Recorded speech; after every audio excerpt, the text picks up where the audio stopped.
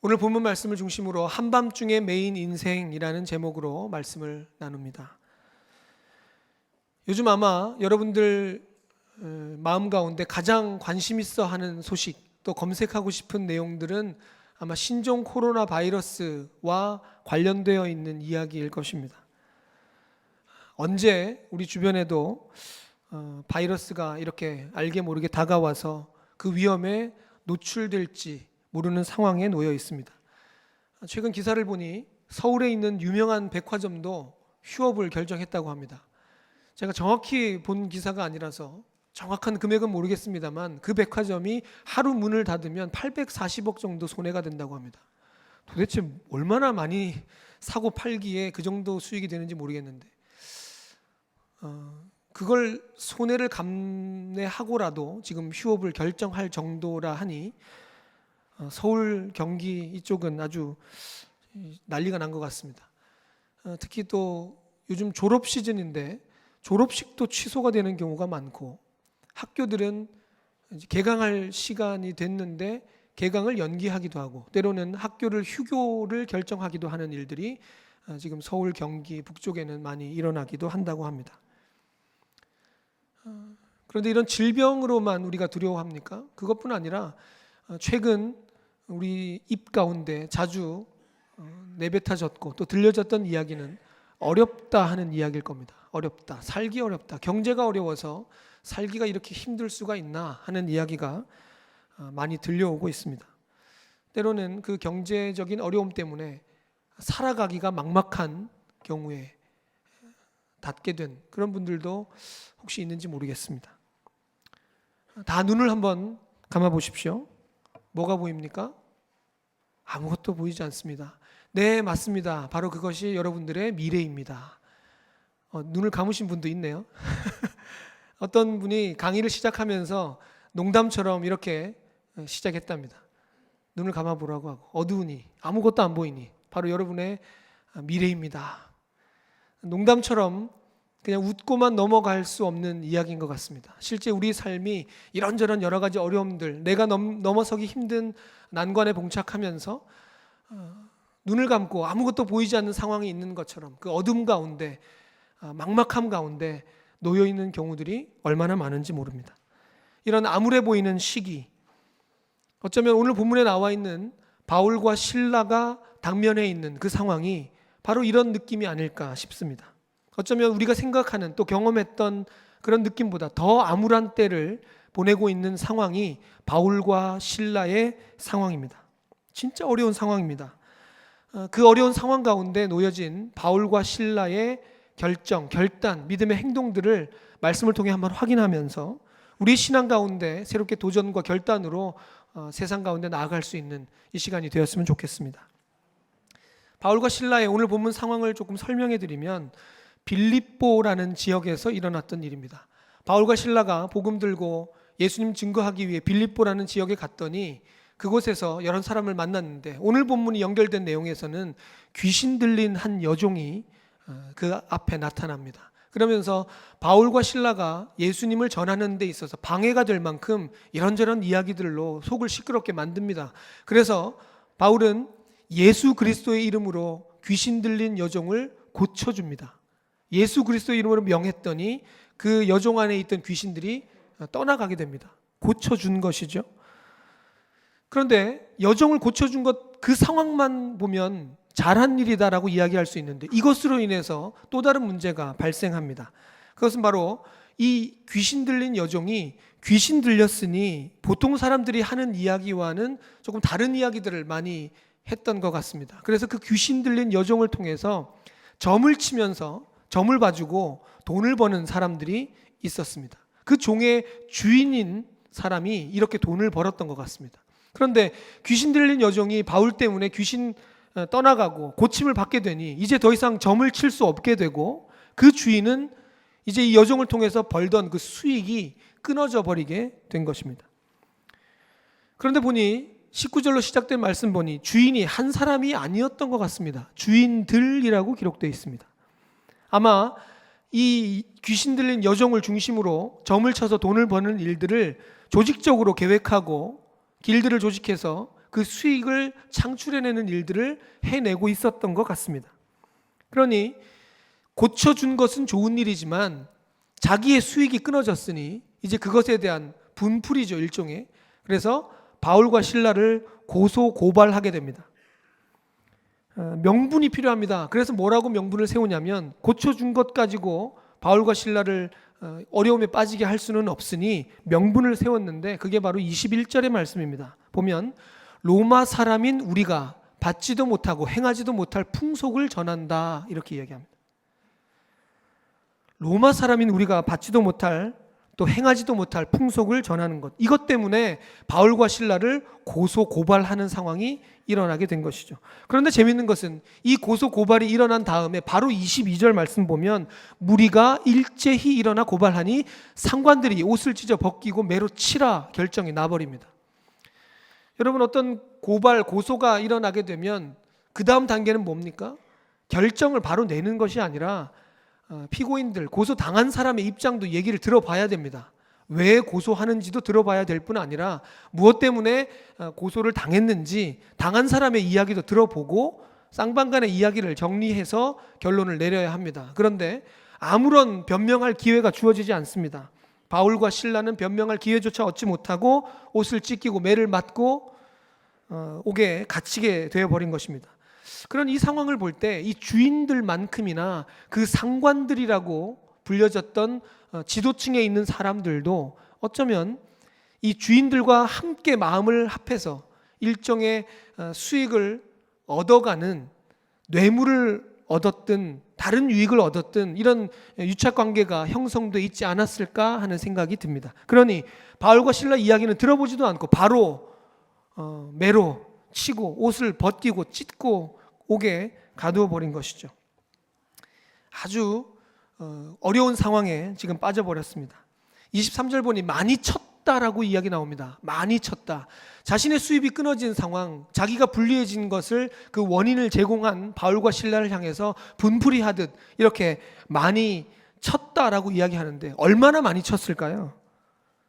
얼마나 많이 쳤을까요? 그 분을 풀어내기 위해서 매로 쳤는데 아마 온몸이 더 이상 때릴 데가 없을 정도로 많이 치지 않았을까 하는 생각해 봅니다. 그 당시에 이런저런 기록들 보면 많이 칠 때 손으로 몸으로 이렇게 때린 것 아니라 이런저런 고문의 도구들을 사용했다는 것을 볼 수 있습니다.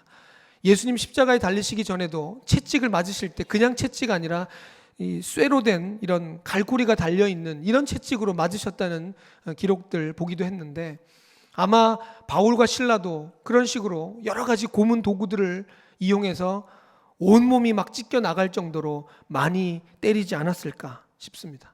게다가 옥에 가두었다 합니다.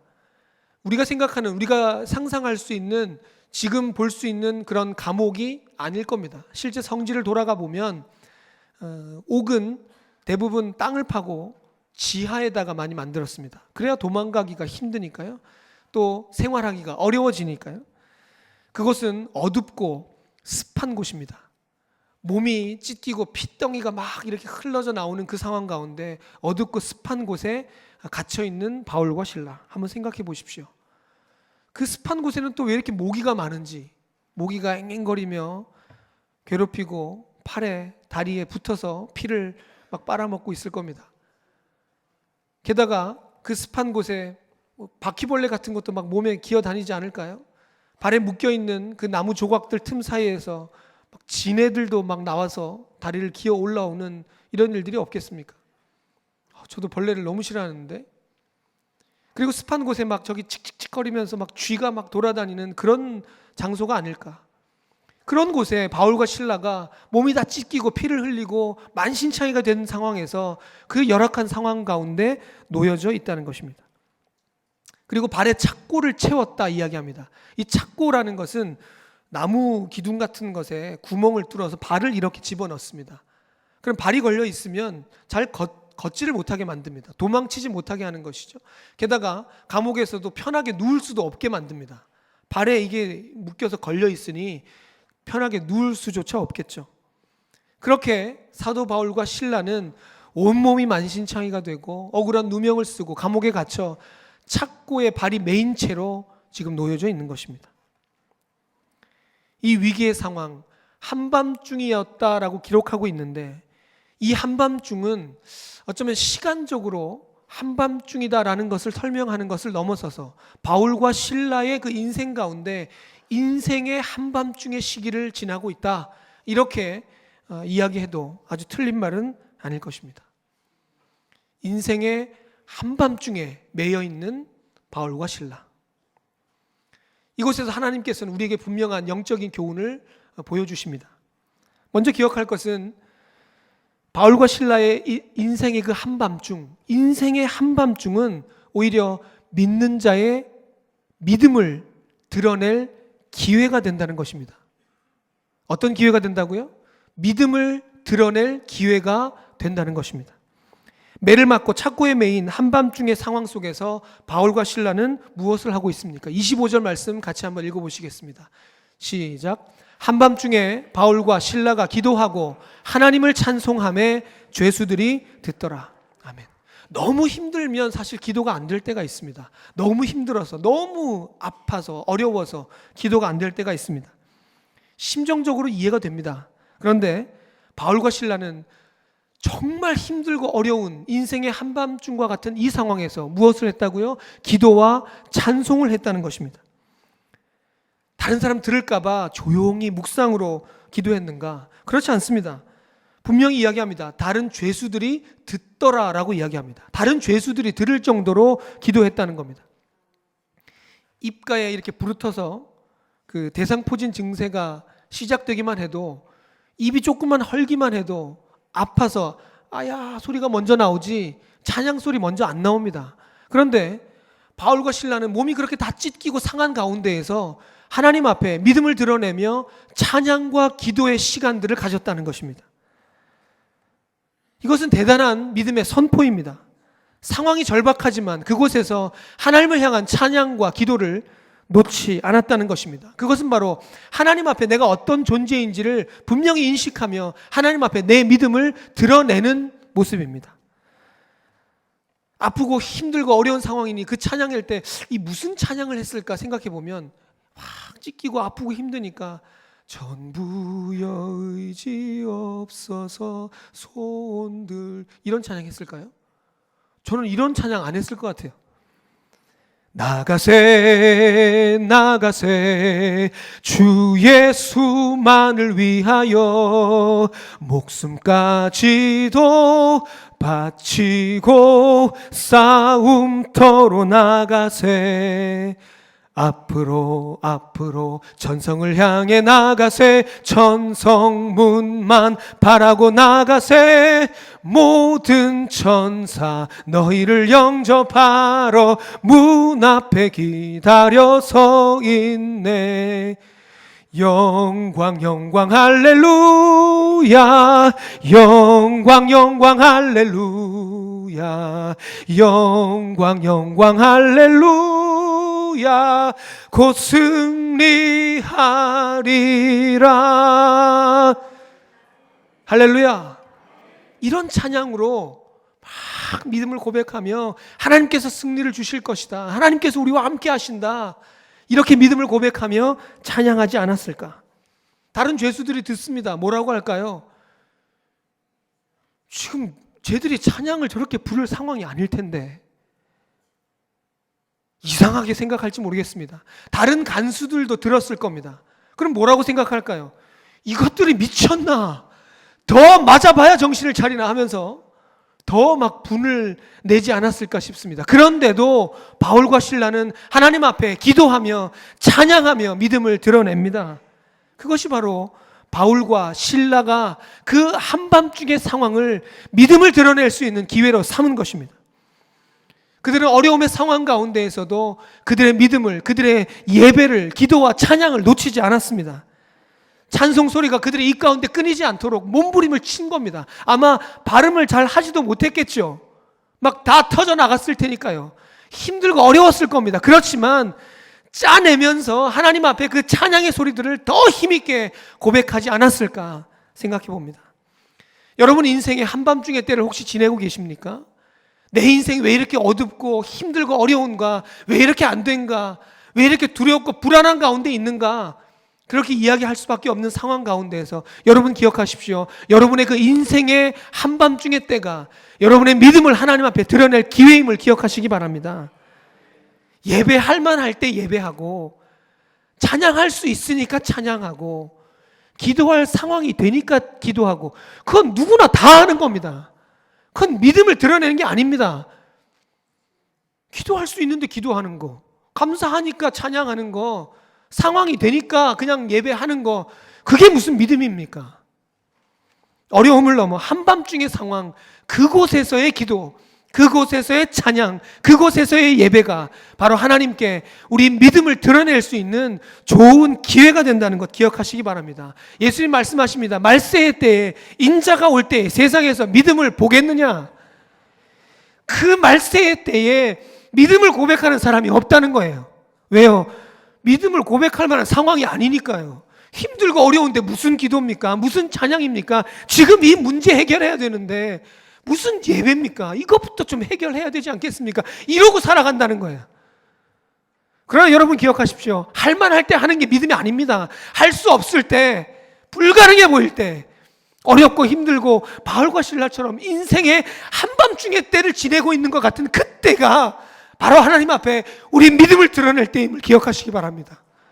하나님께서 기대하시는 그 믿음을 드러낼 수 있는, 믿음을 선포할 수 있는 그 기회를 놓치지 않고 인생의 한밤중의 때에 믿음을 고백하며 하나님 앞에 나아가는 우리 모든 성도님들 되시기를 주님의 이름으로 축복합니다.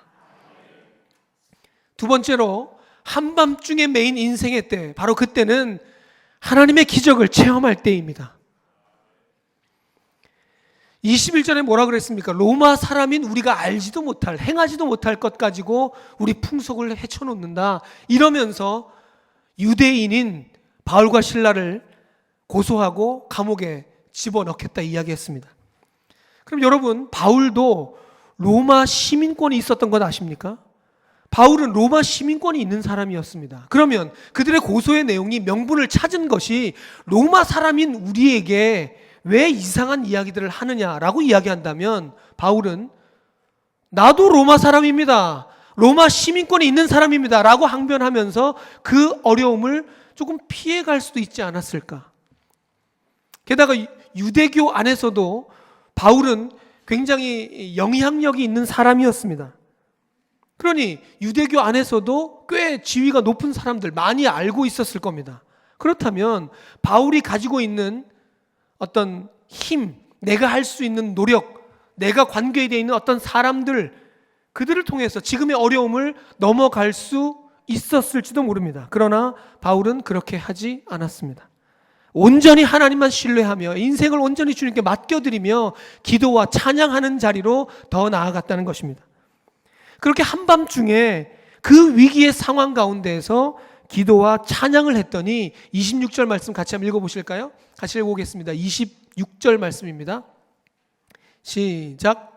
이에 갑자기 큰 지진이 나서 옥터가 움직이고 문이 곧 다 열리며 모든 사람의 매인 것이 다 벗어진지라. 할렐루야. 하나님께 모든 것들을 맡기며 기도와 찬양하며 그 자리에 나아갔던 자들에게 이 기적을 보여주셨다는 것입니다. 대부분 한밤중과 같은 인생의 상황을 만나게 되면 일반적으로 어떤 선택을 합니까? 힘있고 세상에 지위가 있는 사람들, 그들에게 내 손을 이렇게 뻗어보기도 합니다. 좀 도와주세요. 좀 이번 한 번만 도와주시면, 이번 고비만 넘어가면 조금 해결될 것 같습니다. 그러면서 손을 한번 뻗어봅니다. 때로는 그분들의 도움을 통해서 인생의 문제들이 해결되는 경우들도 많이 있습니다. 그런 지혜가 또 필요하기도 합니다. 혼자만 막 해보려고 하기보다 도움을 구할 수 있는 것도 지혜이기도 합니다. 그러나 세상의 방법을 동원해서 내가 할 수 있는 것들로 손을 뻗고 그곳에서 답을 찾으려고 하면 그곳에는 하나님의 기적을 체험할 수가 없습니다. 부산 극동방송에 가보면 그 현관 앞에 돌에 새긴 그 현판이 있는데, 그 문구가 있는데 한번 소개해드리면, 사람이 사람을 만나면 역사가 이루어지지만 사람이 하나님을 만나면 기적이 생깁니다. 아멘. 사람을 만나면 때로 도움이 되기도 합니다. 역사가 이루어지기도 합니다. 그러나 그곳에는 하나님의 기적을 체험할 수 없습니다. 하나님을 만날 때, 하나님을 붙잡을 때 그곳에 기적이 일어난다는 사실입니다. 위기의 상황, 한밤중과 같은 그곳에 매여 있는 인생 순간에서 사람부터 찾고 내 통장 잔고부터 막 확인하기 시작하면 그 잠깐 들어왔다 빠져나가는 통장 보고 있는들 뭐가 해결이 되겠습니까? 월급날 들어왔다가 카드 결제일 되면 그냥 훅 나가버리지 않습니까? 잠깐 왔다 가는 통장 그거 보고 있는다고 해결되지 않습니다. 내 방법, 경험을 다 동원해서 머리를 막 짜내봅니다. 어떻게 하면 이걸 넘어갈 수 있을까? 아무리 짜내고 짜내봤자 알파고한테 그 바둑 이기지도 못하는 게 우리 인간들 아닙니까? 아무리 짜내봤자 한계가 있습니다. 때로는 일정 부분 도움을 찾고 구하고 얻을 수 있는 경우들이 있기도 합니다. 그러나 내 방법을 동원하려 하고 그곳에 손을 먼저 뻗어내는 이 인생 가운데에는 하나님의 기적을 체험할 수가 없다는 것입니다. 내 방법, 내 경험, 내 통장, 내가 연결되어 있는 사람들이 아니라 하나님 먼저 붙드십시오.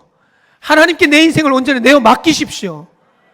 기도와 찬양으로 그 어려움, 인생의 한밤중을 하나님께 맡겨드릴 때 우리는 그곳에서 하나님의 기적을 체험하게 될 줄 믿습니다. 끝도 없이 나를 의지하고 끝도 없이 내 통장만 뒤지고 있으면 거기서 어떻게 하나님의 기적을 경험하느냐 말입니다. 인생의 위기 같은 한밤중을 지내고 계십니까? 한밤중에 기도하십시오. 한밤중에 찬양하십시오. 하나님께 온전히 맡겨드리십시오. 그렇게 믿음을 드러낼 때 하나님께서 우리 인생 가운데 기적을 경험하게 하실 줄 믿습니다. 바라기는 우리 모든 포항침례교회 성도님들은 그 인생의 한밤중의 때에 오히려 기적의 주인공들이 되시기를 주님의 이름으로 축원합니다. 세 번째로 기억하실 내용은 한밤중의 메인 인생, 바로 그때는 복음 전파의 기회라는 것입니다. 무슨 기회라고요? 복음 전파의 기회가 된다는 것입니다. 바울과 실라는 그 한밤중에 기도와 찬양을 했습니다. 그랬더니 지진이 나서 옥문이 다 흔들리고 열려버렸습니다. 그랬더니 간수가 자다가 깨어나서 깜짝 놀랐습니다. 이런 일들이 한 번도 없었던 거죠. 자다가 깼다. 잠을 잤다는 건 이전에 수년간 이 지하에 파놓은 이 옥은, 이 감옥은 문제가 일어난 적이 없었다는 거죠. 착고에 발을 채운데 어떻게 묶었다고 나왔습니까? 든든히 채웠다 그럽니다. 한 번 그냥 슬쩍 묶은 게 아니라 노끈으로 묶고 열쇠로 채우고 케이블 타이를 채우고 문도 막 2중 3중으로 막 잠궜을 것 같습니다. 그러니 잠을 잤겠죠. 근데 눈을 떠보니 뭔가 일이 일어난 것 같은데 보니 옥문이 열려있고 온 옥터가 막 난리가 났습니다. 그랬더니 이 간수가 어떤 결정을 합니까? 가지고 있던 칼로 자결하려고 합니다. 여러분 자결 해보셨습니까? 저도 얘기만 들었는데 이 칼이 몸에 잘 안 들어간대요. 잘 안 들어간대요. 잘 안 들어갑니다. 전 개를 잡아본 적이 있는데 아무리 칼을 갈아도 이게 안 들어갑니다. 근데 군인이고 칼도 써봤던 사람이니 자결 어디를 찌르려고 했을까? 배를 찌르려고 했을까? 아니면 목을 이렇게 왜 그랬을까요? 아마 그 감옥을 지키고 있는 사람이 문이 다 열려버려서 죄수들이 다 도망간 상황이 되면 이제 날이 밝아서 이 상황이 그냥 드러나 버리면 그 책임이 누구에게 돌아갑니까? 간수에게 다 돌아갑니다. 그러면 모르긴 몰라도 성경에 나와 있지는 않지만 그 당시 어떤 문화 또 우리가 알고 있는 상황들로 유추해 볼 때 아마 죄수들이 도망간 상황에 대한 책임을 물을 겁니다. 그러면 어쩌면 바울과 실라가 당했던 고난 고문보다 더 심한 고난 고문을 당하고 죽이지 않을까. 그걸 넘어서서 그 간수들의 가족들까지 연대 책임을 물어서 그냥 다 집안이 그냥 몰살되도록 해버리지 않을까. 그러니 지금 내가 여기 있어서 나만 살았으니 문제가 되는 건 아닙니까? 차라리 내가 여기서 죽어버리는 게 나을 수 있겠다. 이런 판단으로 간수는 지금 칼을 들고 자결하려고 하고 있습니다. 그때 저 밑에서 소리가 들립니다.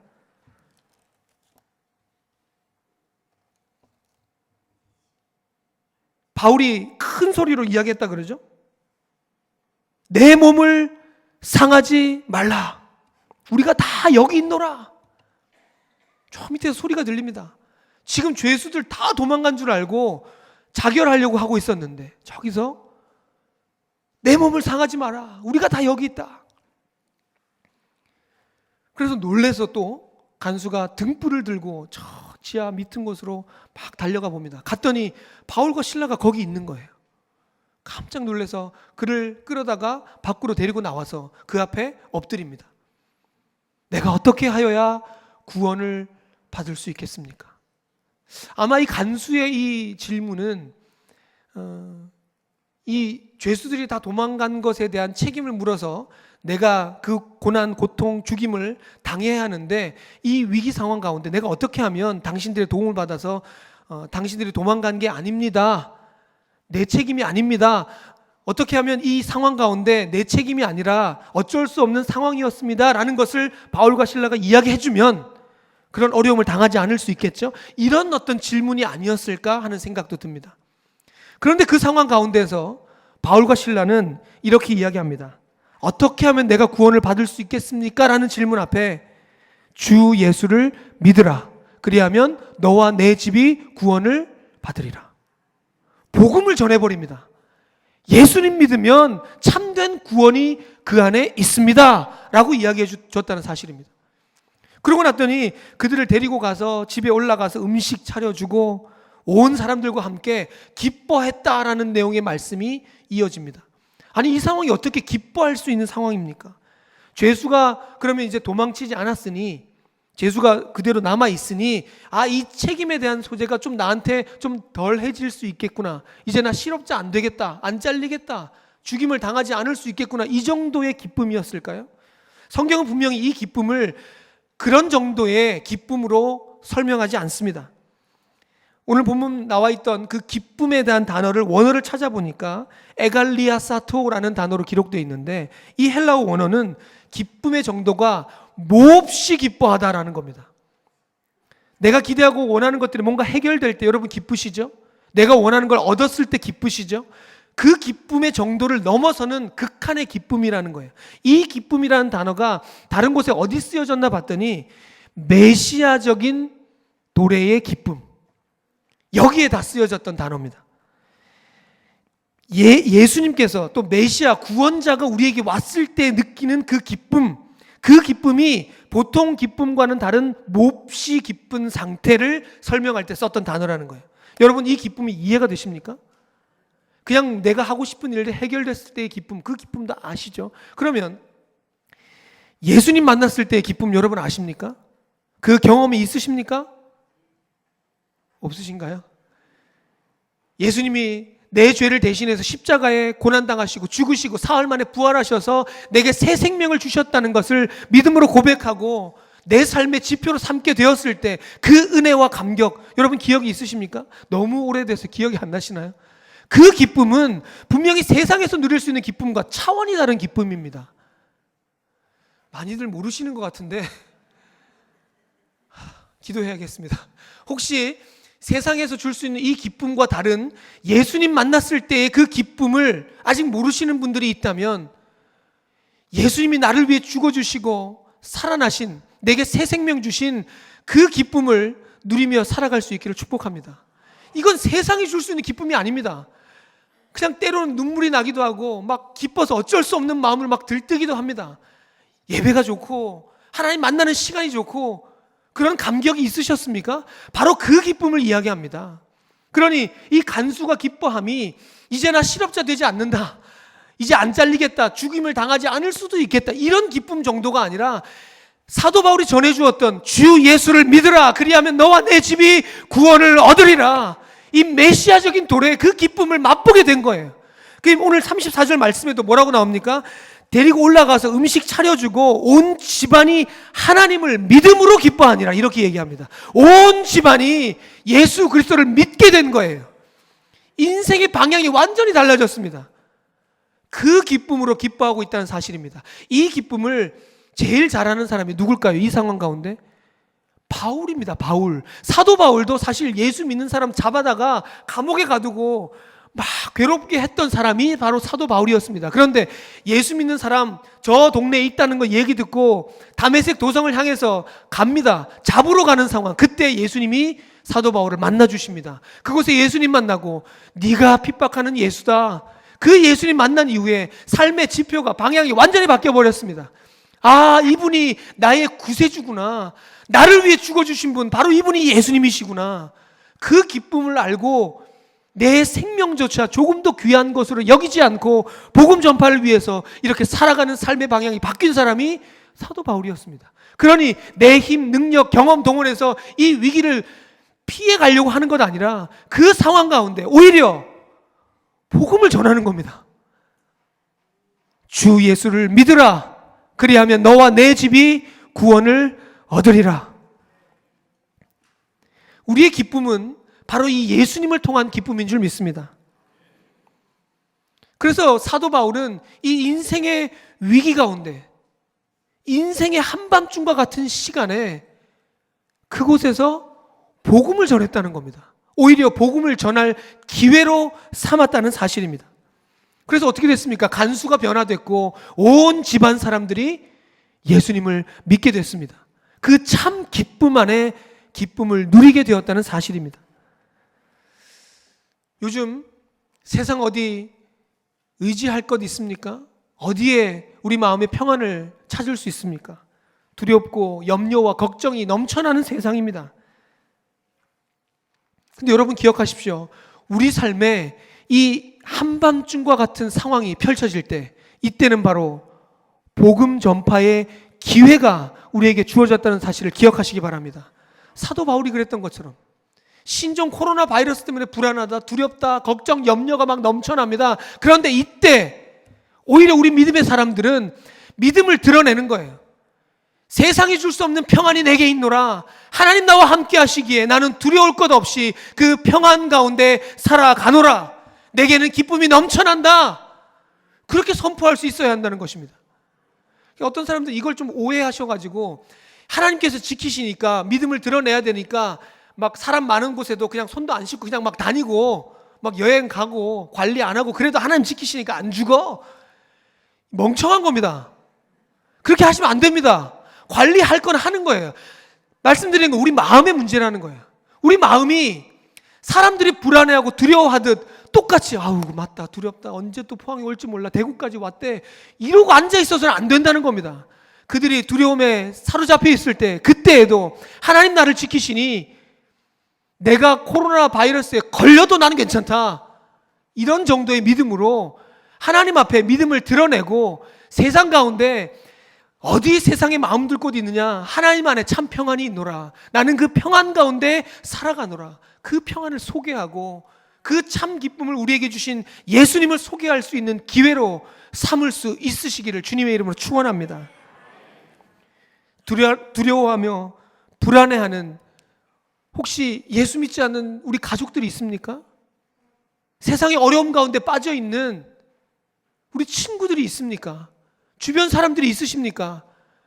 그 두려움과 불안의 이야기들 가운데 그저 동의해 주는 걸로 대화를 이어가지 마시고 내 안에 참 기쁨 허락해 주신 그 예수님의 기쁨, 내게 새 생명 주신 예수님의 사랑, 그것으로 인해 나는 담대하게 이 세상 살아가노라 예수님을 소개하고 전할 수 있는 기회로 삼아가시기를 주님의 이름으로 축원합니다. 그래서 이 위기의 때가, 어려움의 때가, 한밤중의 인생의 때가 복음 전파의 기회가 된다는 사실을 여러분 기억하시기 바랍니다. 말씀을 정리합니다. 한밤중에 놓인 인생, 바울과 실라의 그 상황이 그렇습니다. 시간적 의미를 넘어서서 인생의 한밤중을 지나고 있던 바울과 실라. 그러나 그 인생의 한밤중의 때가 오히려 하나님 앞에 믿음을 드러낼 기회가 되었습니다. 바울과 실라는 찬송과 기도로 믿음을 드러냈습니다. 그렇게 나아갈 때 하나님께서 그 인생 가운데 기적을 경험하게 하셨습니다. 세상 것 붙들면 기적의 주인공이 될 수 없습니다. 하나님께 우리 인생을 온전히 맡겨드리고 인생의 한밤중을 믿음으로 걸어갈 때 하나님께서 우리 인생 가운데 기적을 경험하게 하실 줄 믿습니다. 그리고 더 나아가 인생의 한밤중의 시간, 그때가 오히려 우리 복음을 전파할 수 있는 기회가 된다는 사실을 기억하시기 바랍니다. 코로나 바이러스만 문제가 아닙니다. 정치, 경제, 사회, 문화, 우리 개인의 삶만 돌아봐도 우리 인생의 한밤중 돈 때문에 맞이하신 분들도 있습니까? 건강 때문에 내 인생의 한밤중을 경험하고 있는 분들이 있으십니까? 그때에도 하나님께서 사도 바울의 믿음의 결단을 통해 보여주신 그 기회들을 붙잡으시기 바랍니다. 믿음을 고백하십시오. 기적을 체험하게 될 줄 믿습니다. 복음을 전파하게 될 그 기회를 붙잡으시는 여러분들 되시기 바랍니다. 온전히 하나님께 맡겨 사도 바울의 그 인생의 걸음, 승리의 걸음으로 변화되었던 것처럼 우리 인생의 걸음 가운데에서도 한밤중에 매인 우리 인생이 하나님 주신 그 귀한 기회들을 붙잡음으로 승리의 걸음 걸어가는 우리 모든 포항침례교회 성도님들 되시기를 주님의 이름으로 축원합니다.